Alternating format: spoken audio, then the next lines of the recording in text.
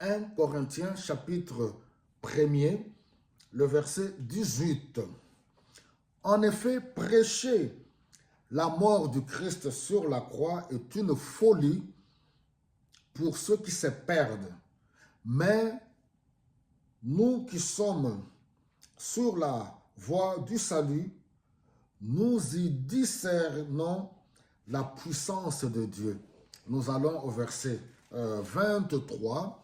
Quant à nous, nous prêchons le Christ crucifié. C'est un message scandaleux pour les Juifs et une folie pour les non-Juifs. Mais pour ceux que Dieu a appelés, aussi bien Juifs que non-Juifs, le Christ est la puissance de la sagesse de Dieu. Car la folie apparente de Dieu est plus sage que la sagesse des hommes, et la faiblesse apparente de Dieu est plus forte que la force des hommes. Vendredi saint, oui, Christ crucifié. Ici, l'apôtre Paul fait une grande déclaration. La foi en Jésus-Christ, c'est une folie. La bonne nouvelle de Jésus-Christ. C'est par Jésus-Christ que nous connaissons la puissance et la sagesse de Dieu. Christ mort et crucifié, c'est l'essentiel de la foi.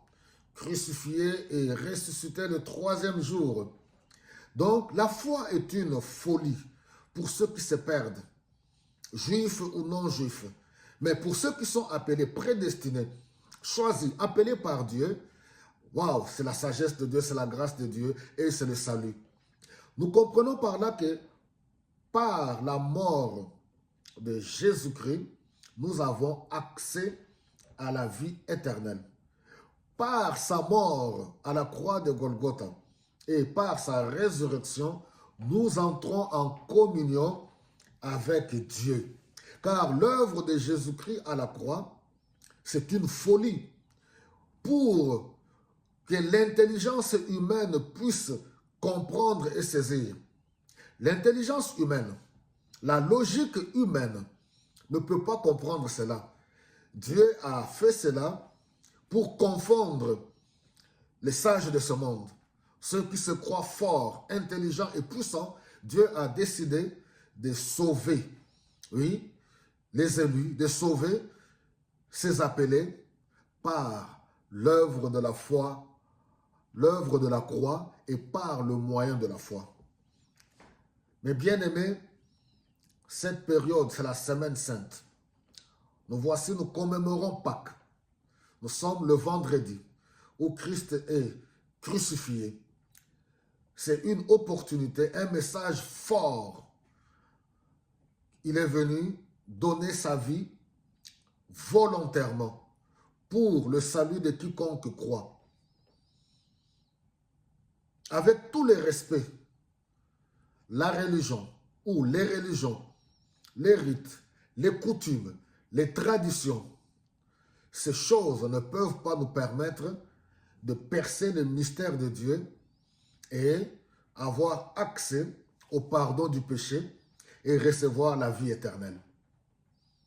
Il est plus que temps. Nous devons continuer à prêcher avec beaucoup d'amour, dire au monde entier, les hommes de toute langue, de toute race, de toute culture, de toute tradition, de toutes les époques, l'œuvre salvatrice de Jésus-Christ à la croix de Golgotha, c'est une œuvre, un sacrifice total, complet, parfait, qui accorde la vie éternelle à quiconque croit.